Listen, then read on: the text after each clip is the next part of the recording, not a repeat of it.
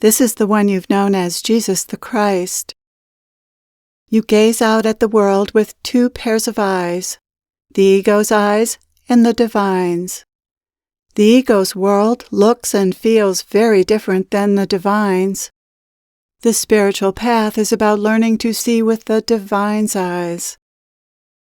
This is a metaphor, of course, since neither the ego nor the divine has eyes. What I'm talking about here is a way of not only perceiving life, but also experiencing it. These eyes are different brain states, different states of consciousness. It's time to shift your way of seeing, to be born anew or reborn to the world. In one way of perceiving, the world is suffering, and in the other, it is blessed, sacred, the greatest gift and greatest joy. In your heart, you know it's possible to experience life this way. Something in you knows this, and so you seek. You seek high and low until perhaps you meet someone with this new vision, this new way of seeing, which confirms what you've suspected all along. This inner knowing is planted within you, just as seeking for it is planted within you. Something in you knows that another way of experiencing life is possible. The ego seeks too, but it doesn't know where to look.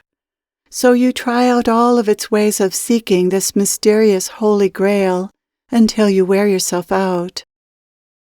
And then one day, you see through fresh eyes. You see what the mystics and saints have seen, if only briefly. But that is enough to confirm your suspicions and carry you forward on your search for transformation. This transformation cannot happen overnight. It almost never does. It takes time for the lenses of perception to be cleansed, for you to be able to see the world as it truly is. Once you're able to see more truly, what you discover and what you see is that everything is sacred. Everything, including you, is connected to something so magnificent that it defies description. Some call it God, and so will I. God is in everything. Everything is sacred. When you learn to see through your own divine eyes, you experience the truth about the world. It's completely and totally beloved by God, completely held, nourished, and cared for by that which created it. Not a single speck of dust is out of place nor goes unloved by God. To God, creation is a treasure, a pleasure, and a wonder. And when you see with God's eyes, that's how you feel as well. This is God's unceasing perception, but it is no person's unceasing perception. No matter how hard you try or how much you might like to maintain this perception, as a human being you cannot. You may have some deep experiences of seeing this way and many lesser experiences, but they will come and go as your state of consciousness naturally varies. Nevertheless, once you learn to see this way, you never lose this ability. You can access this perception at will, and that's what's important. It's not important that you don't always see the world this way, and it would be unrealistic to think you could. It's only important that you know that this perception is the truth, and that you know you can call it forth once you've had enough glimpses of it. Much of your time, by necessity, is spent on the surface of this experience as you go about your day. When you're busy taking care of your responsibilities, it's only natural to not be in this perception deeply, but in a more normal mode of perception, where chairs are chairs and dirt is dirt and needs to be cleaned up. It isn't possible to sustain a state of wonder, aliveness, and connectedness in all circumstances, and that must be accepted. If you think you should be able to perceive as the divine perceives in every moment, that is an ego trap. However you are perceiving is exactly fine and not a problem. To make how you are perceiving the world into a problem, or to make yourself feel less than because of it, is to fall prey to the ego's judgment. However you are perceiving the world is as it is. Wherever you are on this path is perfect. No one is expecting or requiring you to be any way other than the way you are right now. Everyone is loved equally, just as he or she is. I'm not giving you this teaching for you to judge yourself or long for your experience to be other than the way it is, but to encourage you to realize this very good news about life. Life is beautiful and infused with divinity, and it is your destiny to see and experience this more and more as you progress on the spiritual path. I'm also giving you this teaching to encourage you to become acquainted with this perception. Some learning is involved in changing your perception, and as with all learning, your intention to learn is important. If you know about this other way of perceiving, then you can make an intention to experience it more. Just know that perceiving this way is the direction of your spiritual growth, and intend to have this experience, invite this experience, and that will become increasingly possible. It seems that I can't speak about this way of seeing without also mentioning that many of you have already experienced this as a result of taking drugs.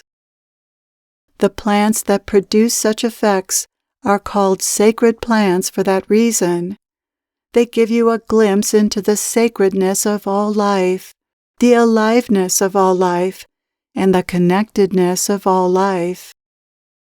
While this is a true experience of divine perception, drugs only offer a fleeting experience and can't teach you how to see this way. They can open you to the possibility of seeing this way, but beyond that they don't facilitate your spiritual growth in this direction. Nonetheless, drugs do serve by showing you in quite a dramatic way what is possible. But what I really want to speak with you about is the very sacredness of everything. What if you knew, not just intellectually, but more deeply, that everything is sacred, and you acted accordingly? This would be a different world, wouldn't it? So much hurt and damage are caused because the opposite perception rules in this world. What would it mean if you were in touch with the sacredness of life more fully? How would that change what you do and how you do it? How would you brush your child's hair? How would you prepare your food? How would you fold your laundry? How would you be with others? If what you're interacting with is perceived as sacred, you would give your full attention to it, since you would see it as deserving of your attention, your love. Whatever is perceived as sacred, by definition, is valued and respected and treated with love and reverence. And what would such reverence look like? Certainly it wouldn't look like impatience, complaining, anger, or other expressions of resistance to life so common to the egoic state of consciousness, but the opposite: patience, attentiveness, acceptance, love, gentleness, and other attributes of your divine self. If you saw everything as sacred, one of the things that would be absent in your experience is the sense of I, which dominates most people's consciousness most of the time. If everything is sacred, you would be focused on the preciousness of that object or person and the preciousness of that moment in time, and not involved with concerns about yourself, your fears, your desires, or the story of your life. You would be interacting fully with real life, with reality, not lost in the false self's virtual reality. You would lose yourself in whatever was in front of you, whether it was the laundry or a pile of dirt. And this lack of focus on yourself would allow you to have access to handling the laundry or the pile of dirt, or not handling it, in the wisest and most practical way. You see, you are God, as well as the laundry and the dirt. And when you deeply connect with the laundry and the dirt, God moves you in the world in relation to those things.